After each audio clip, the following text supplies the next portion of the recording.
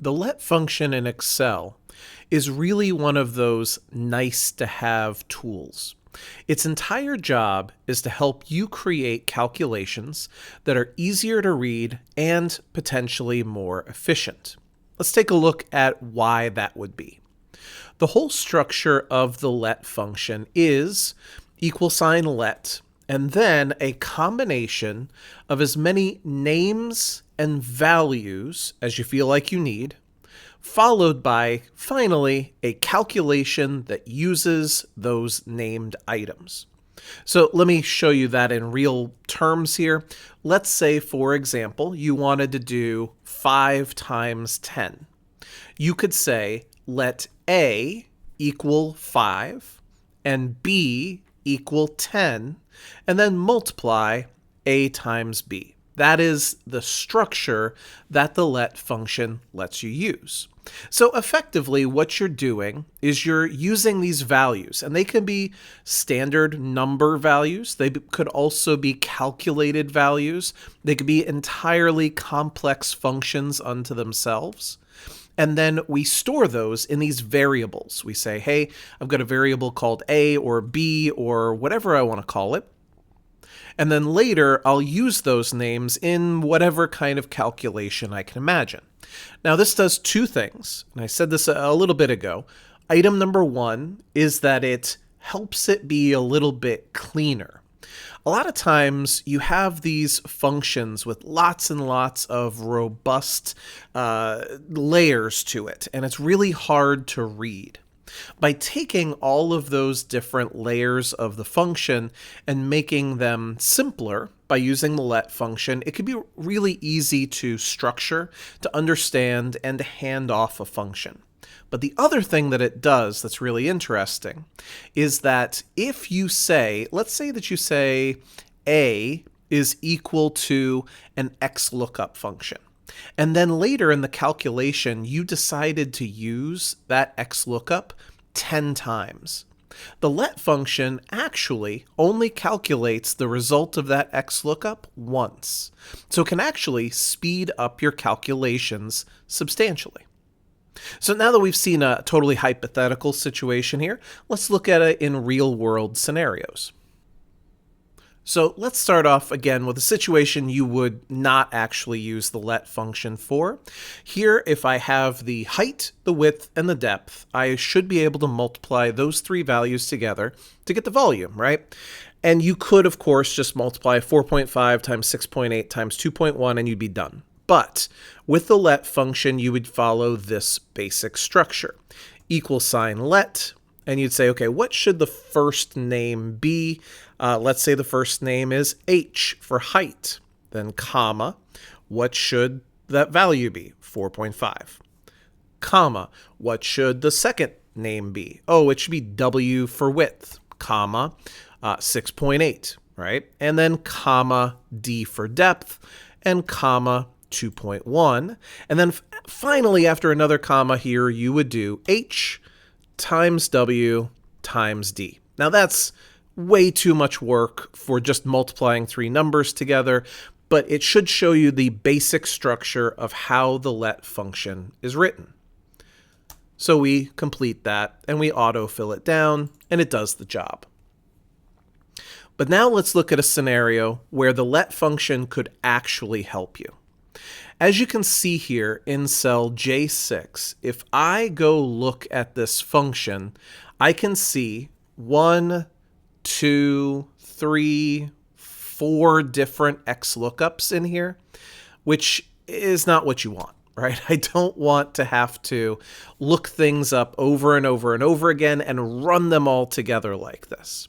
And basically what this is we're going to look up the destination San Clemente. We're going to use that to look up the price per pound, to look up the bulk level, and to look up the bulk discount.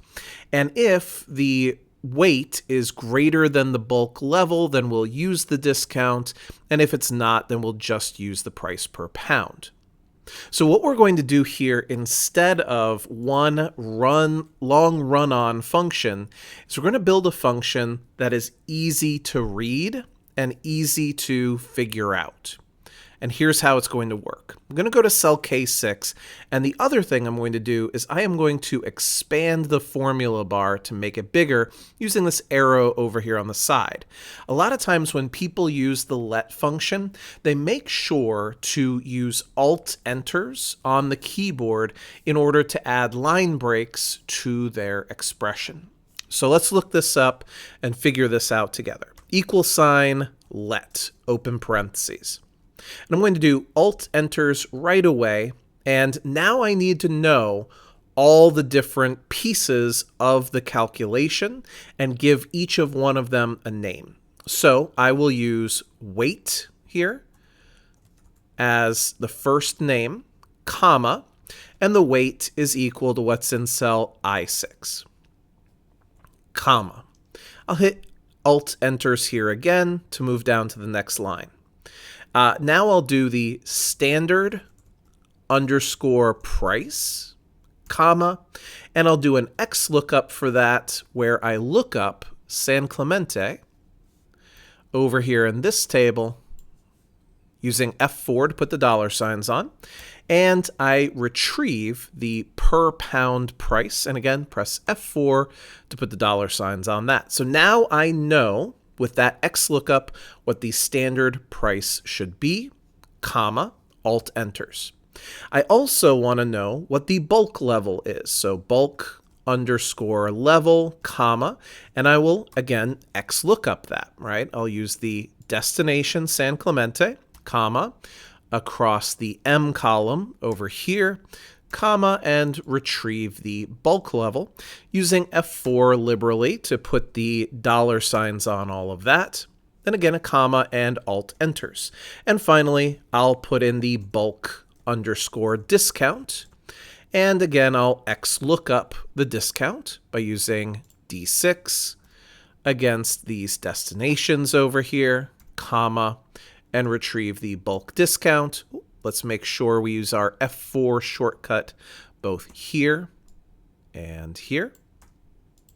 And close the parentheses, comma, and press Alt-Enters.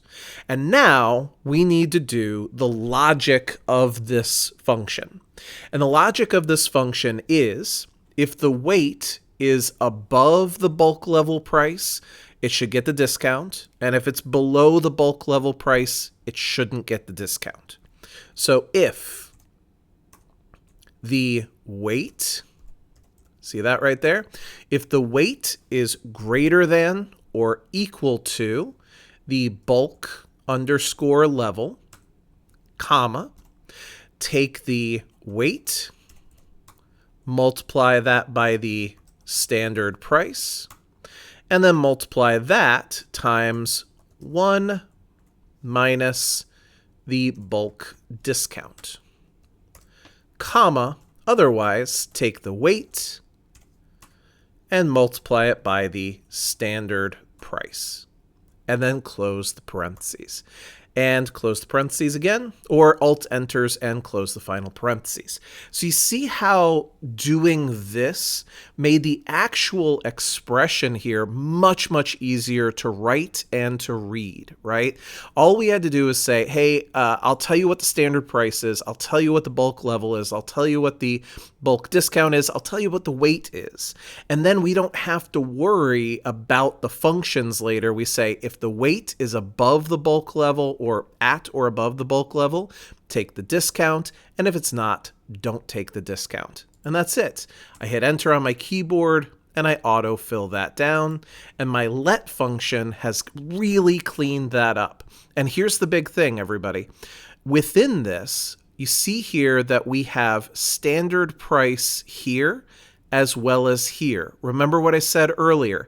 The let function makes it so that if you use standard price 2 or 3 or 7 or 20 times in this calculation, it's only calculated once. So theoretically, on really large data sets, this would make it faster and more efficient.